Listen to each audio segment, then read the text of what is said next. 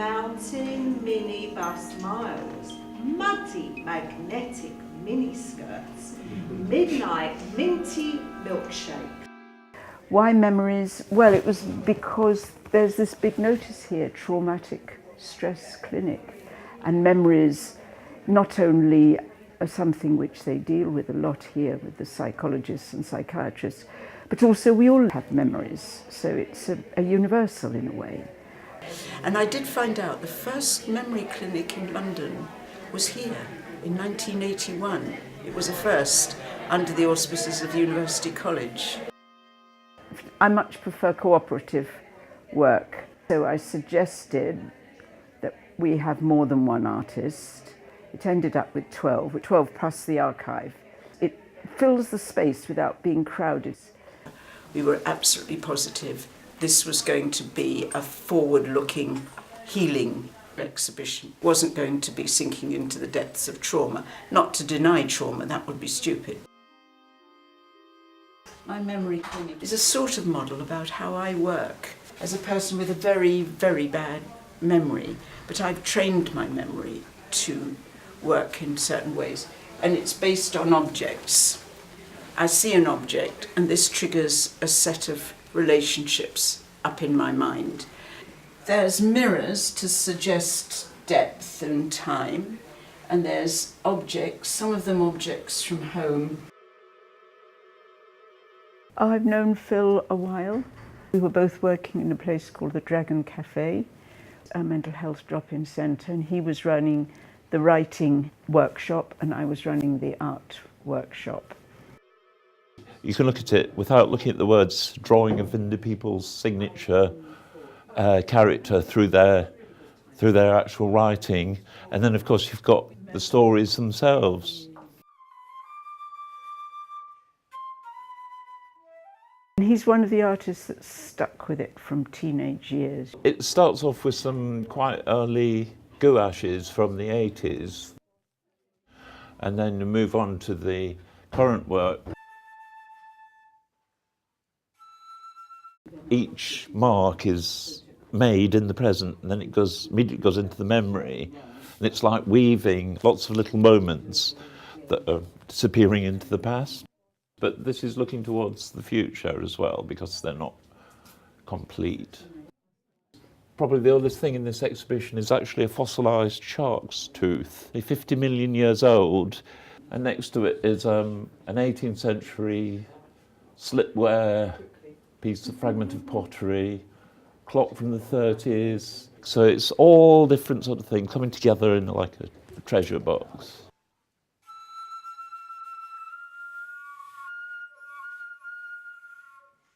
You know, too many art exhibitions sort of float off into space, whereas this one, it's here. It's rooted in the place. I'm not sure entirely of the story, but I think he pretty well rescued them. He used this sort of rather odd idiosyncratic collection of frames he has, which actually means this isn't like a historical storyboard. He has turned it, by the use of the frames and the way he's done it, into an aspect of memories.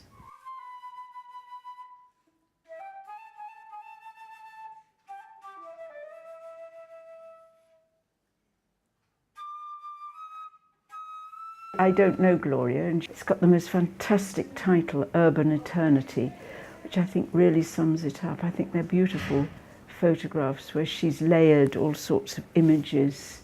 They're very, very subtle, very lovely. And I think it just fits this wonderful title, Urban Eternity. I think I'm really pleased that Peter suggested we put them in.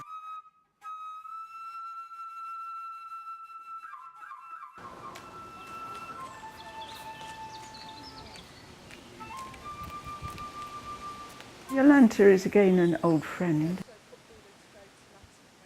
She's basically a welder and a curator, but she's more and more got into doing archival things. So the first thing that came to my mind when Jill gave me the brief was I've got these 3 M's. And you think of, when you get stuck when you can't necessarily remember something. These kinds of 3 M's and then the 3 dots.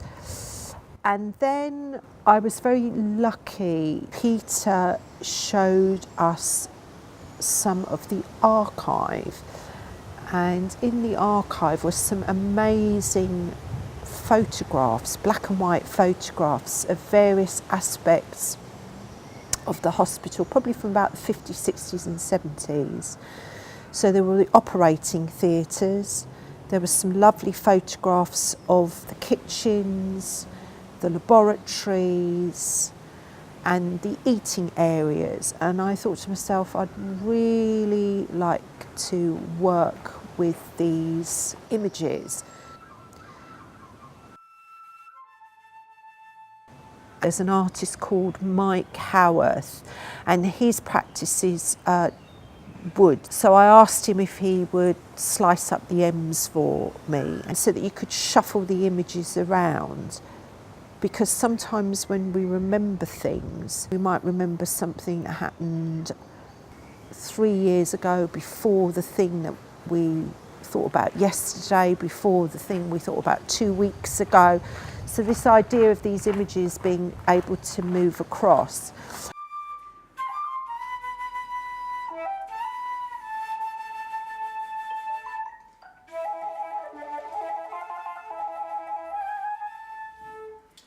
I've known Monty for a good many years, and she runs the 100 Years Gallery where I've exhibited before. I saw this, she'd hung it for some event, so I said would she be willing to bring it, and she said she wanted it on this wall. So that's how it was done. Everyone chose their own space. You've got a beautiful tree. Well, that was something I built out of desperation. I was having a very difficult year, and since I opened the gallery, I have been so busy that I wasn't able to paint in a big scale. So and I had to work on my emotions and the things where I normally write. So what I did was to make prints of my notebooks and on different type of papers too. And then on the top of my writings, on the top of those patterns, I started painting, and it came out a big tree. I'm doing a lot of things at once. I'm trying to build a forest with papers and inks, pigments, watercolors, or different type of papers and textures, and printing with the wet papers, printing in other papers. So it creates a kind of repetition of some kind of pattern, as in the forest happened.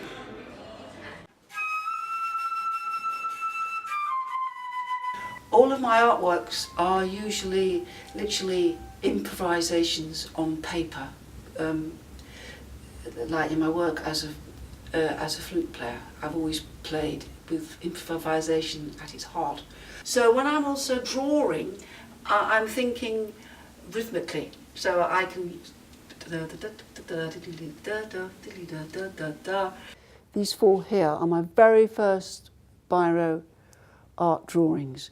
What actually happened was that in 2011 I went through a huge emotional crisis, and so the only thing that I could do was to just draw it out of me, draw all the agony. So I just found myself drawing on ordinary typewriter paper. And I thought, oh, actually these aren't that bad. Oh, I like these. I've achieved something, because when you're in a state of total collapse, mental and emotional collapse, it's really encouraging when you actually do something positive. These 2 works I did specifically for here with the idea of memory in my mind. And every day, minute of one's life, one has glimpses of the past or glimpses of the hope for the future. So this artwork is sort of flashes of loveliness, like butterflies and flowers, and at the same time the centrepiece is like how we all spin webs and get trapped in webs in our lives.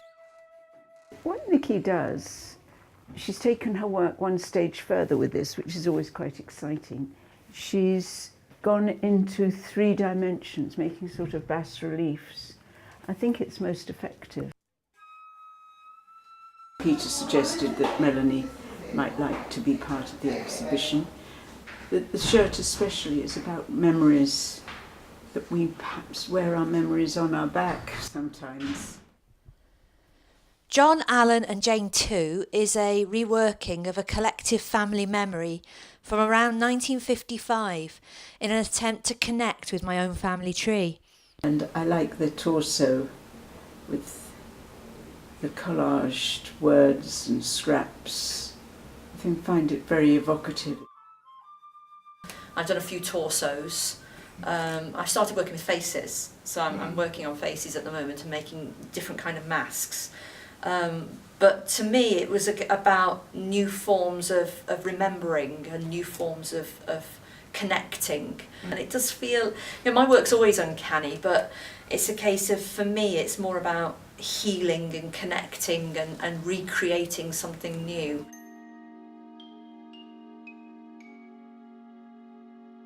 One day she told me about this piece of work she had, and the story is just so lovely and sad, and her mother started to get Alzheimer's. It relates to our relationship. It's more about the emotional feelings that we went through as her mind unravelled. And it became apparent to me that there was a beauty in the unravelling. And I don't mean that in a cruel way. My mum, in fact, became a much happier person. She was more at peace with herself. What I'm really interested in is the emotion that comes through working with threads.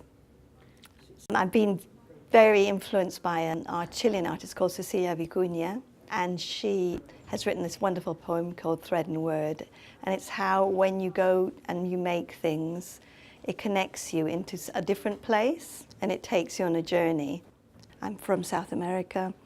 The Incas created a diary of their culture through a system of knotted ropes. I do a lot of work with ropes. I make ropes, I walk with ropes, I make knots in ropes. But I think the textiles bring with them an emotion that you can get in language, but our language is very serviceable, it's very utilitarian, and I think that using textiles does take you to a place where maybe you can encounter some very deep feelings.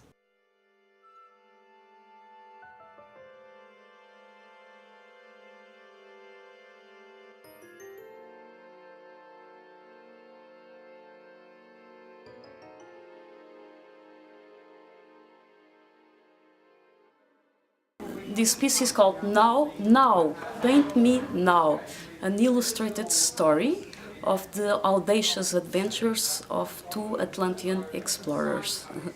I invited her because I like her work, and she was originally going to do a small artist's book, and she started to do this long collage drawing. The long roll is inspired by these codexes from South America, the Aztecs and Indians, exploring and telling us about their own mythologies, astrological systems, etc.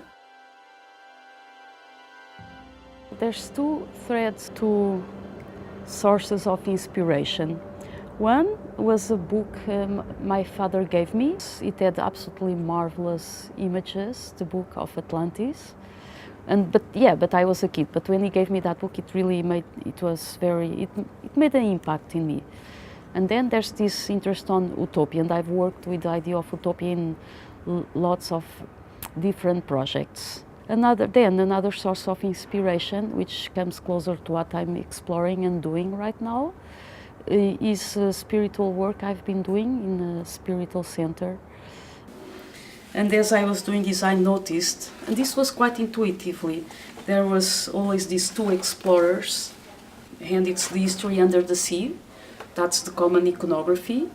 But on the other hand, there's these maps, these charts very connected with my own experience of meditation, of spirituality, an exploration and the discovery of the true nature of reality, you know, playfully, of course. These two spirals, they're going on all the time, like day and night.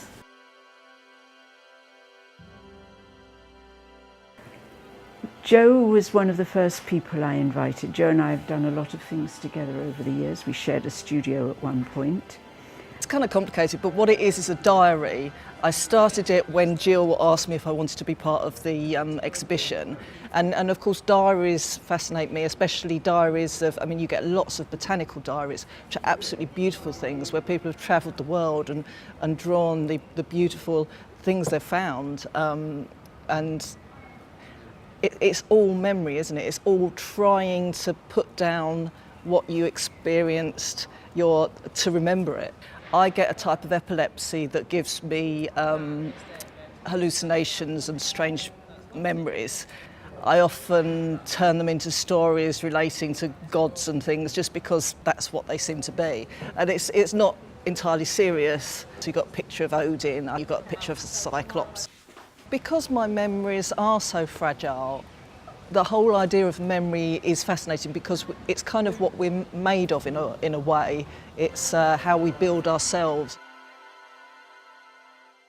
And my mum's got all these old books from I think a great uncle who travelled around the world back in the Victorian period, and he writes these tiny little things, and then he writes over the top of them the other way. But I quite like it because sometimes you can read bits of it. A lot of this I wrote, it was probably in between drawing it and painting it, or as I started painting, because I was getting slightly frustrated at the fact that what it does is when you put a bit of paint on, the paint goes like that over the paper.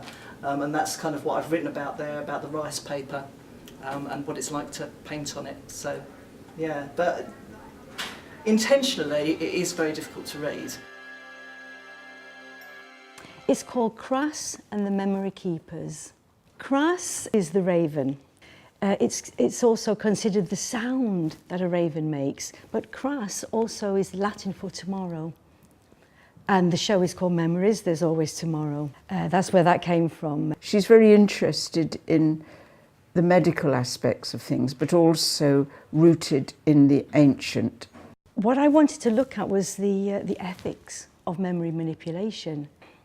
My work for many years, maybe always, has been about the human condition, and I research, I suppose you would call it belief systems. And memory to me is about belief systems. It is our belief system which alters with time. I wanted to take something which is kind of, you know, in our memory, it's our story, it's a fact, it's fixed mythology. And I wanted to see how people felt about me changing it. So I fused Greek and Norse mythology. At the same time, I merged old work of mine, a new work, to create this piece, to see how I felt about alteration, about taking something out of its original context in which I created it and manipulating it towards this new piece. Some girls get chocolates and some get roses, and I get given bones and things like that, and I'm thrilled about it. So people do give me things. It's like a collage process going on in my mind. So I can take from and put back and alter, from broken pen knives to you name it, and it ends up in artwork, bit by bit. First of all, things end up on shelves. That's the palette, let's call it. So I dip in and dip out. Some things can remain for years, but it's also an installation in itself. Going through history, there were these massive workhouse buildings here, catering for literally thousands of people. The other important piece of memory is that this is the 70th year, the 70th anniversary of the National Health Service. It was Robert Robertson, just finished writing Countries of the Mind, which I felt was very relevant to what we were trying to say here, which is a positive aspect of memories. River is about association and perception, movement and reflection. The concept of time is based on memory, powers of recall and association. There are those who really believe that by mapping the brain and locating its functions, they can understand how it works. In this music film, you don't see the river all the time, but it's there throughout in the music. An audiovisual interweaving of memories and of finding wonder in the illusory everyday.